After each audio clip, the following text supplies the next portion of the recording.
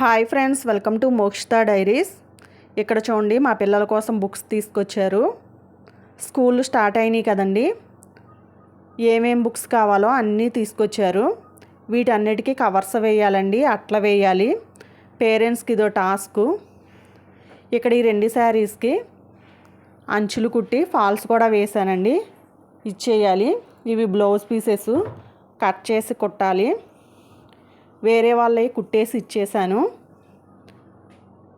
ఇక్కడ ఆనియన్స్ తీసుకొస్తే మొత్తం నీట్గా క్లీన్ చేసుకుని ఇలా బేషన్లో వేసుకున్నాను. ఇక్కడ మినపప్పు నానబెట్టానండి, రేపు టిఫిన్కి గారెలు వేద్దామని. రేపు హాలిడే కదండి, అంటే రేపు ఫ్రైడే కదా, హాలిడే వచ్చిందండి. ఇప్పుడు నైటు 9 అవుతుంది. ఇలా స్టవ్ మొత్తం క్లీన్ చేసేసుకుంటున్నాను. ఇలా ముందు రోజు నైటే అన్ని పనులు చేసుకోవడం వల్ల మార్నింగు అంత హడావిడిగా పని చేసుకోవాల్సిన అవసరం లేదండి. గిన్నెలు కూడా తోమేసుకున్నాను. ఇప్పుడు ఇందులో ఏమేమి సర్దుకోవాలో అన్నీ సర్దేసుకుంటాను. కిచెన్ మొత్తం నీట్గా కడిగేసుకున్నానండి. ఇక్కడ చూడండి, అట్ల వేస్తున్నారు.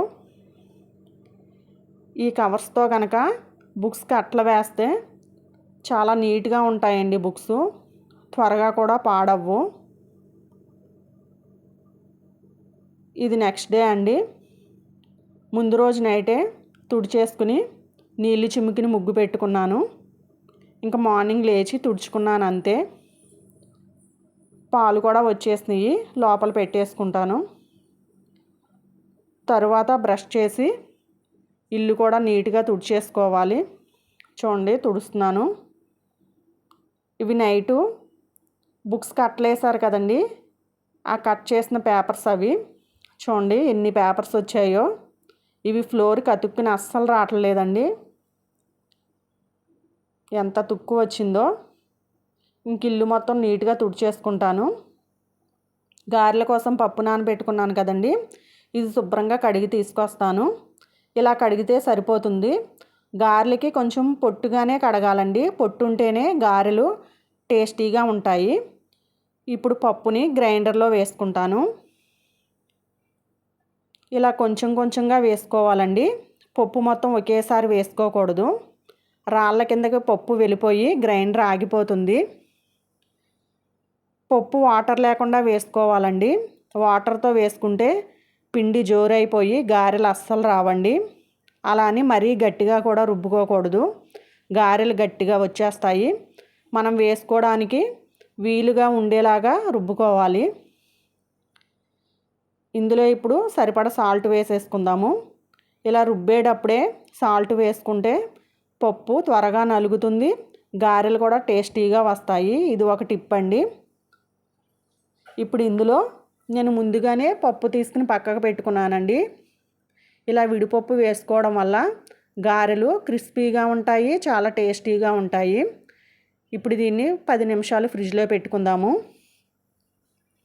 10 నిమిషాలు అయిపోయిందండి. ఇలా 10 నిమిషాలు ఫ్రిడ్జ్లో పెట్టుకోవడం వల్ల గారెలు పైన క్రిస్పీగా ఉంటాయి, లోపల చాలా మెత్తగా ఉంటాయండి.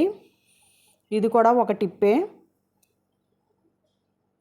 ఇప్పుడు ఇందులో కొత్తిమీర వేసుకుందాము. జీలకర్ర కూడా వేసుకోవచ్చండి. జీలకర్ర వేస్తే మా పిల్లలు తినరు, అందుకే నేను వేస్తలేదు.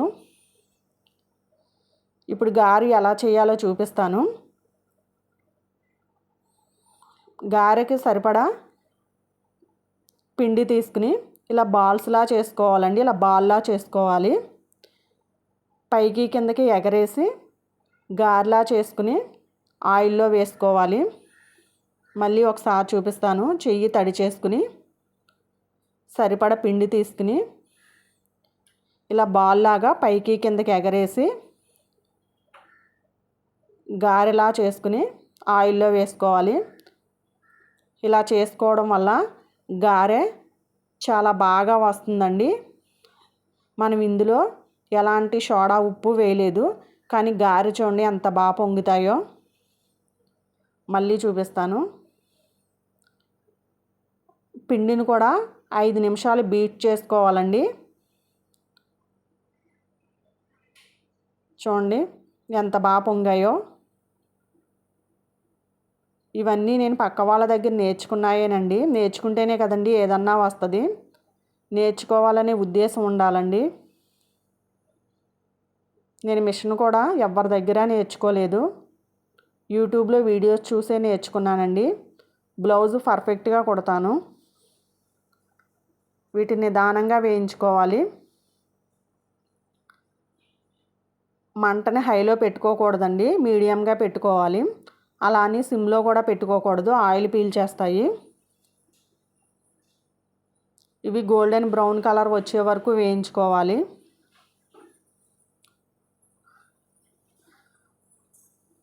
ఇందులో విడిపప్పు వేసుకోవడం వల్ల అవి క్రిస్పీగా తినేటప్పుడు పంటి కింద పడి చాలా టేస్టీగా ఉంటాయండి. చూడండి, గారెలు వేగినవి గిన్నెలో తీసేసుకుందాము. చూడండి, పప్పు చూడండి ఎలా కనిపిస్తుందో. చాలా టేస్టీగా ఉంటాయండి. ఒక్కసారి ఇలా ట్రై చేయండి.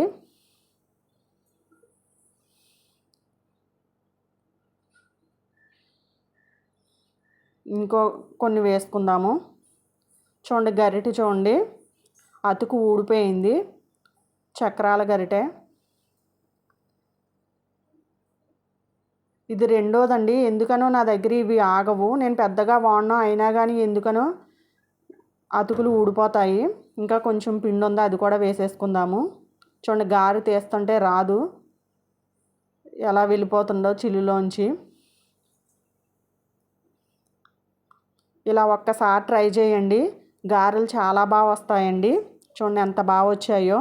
మా వీడియో కనుక మీకు నచ్చినట్లయితే లైక్ చేయండి, షేర్ చేయండి, సబ్స్క్రైబ్ చేసుకోండి.